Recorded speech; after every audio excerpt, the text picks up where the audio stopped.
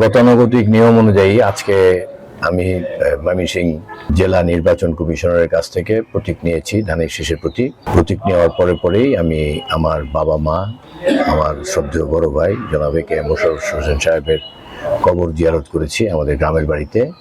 কবর জিয়ারত করার পরে আমাদের নেতাকর্মীদের সাথে বসে আমি একটা নির্দেশনা দিয়েছি। এবারের যে নির্বাচনটা অন্যান্য নির্বাচনের থেকে একটু আলাদা, আচরণবিধি একটু কড়াকড়ি আছে। আচরণবিধির বিস্তারিত আমাদের নেতাকর্মীদেরকে বুঝিয়ে দিয়েছি যেন টানা তৃতীয়বার অর্জন করেছে দেশের সেরা সুপার ব্র্যান্ড স্বীকৃতি বসুন্ধরা টিস্যু। সকলে এই আগামী নির্বাচন 12ই ফেব্রুয়ারি পর্যন্ত দলীয় এবং নির্বাচনের সমস্ত নিয়ম শৃঙ্খলা মেনে চলে। আমরা আমাদের মুক্তাগাছার যে নির্বাচন হচ্ছে, নির্বাচনে আমি অত্যন্ত আশাবাদী।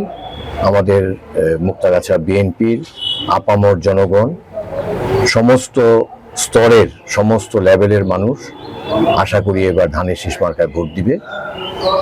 কাজেই আমাদের নেতারা যেন খুব শান্তিপ্রিয়ভাবে যত বেশি সংখ্যক লোকের ভোট সংগ্রহ করতে পারে সে ব্যাপারে নির্দেশনা দিয়েছি।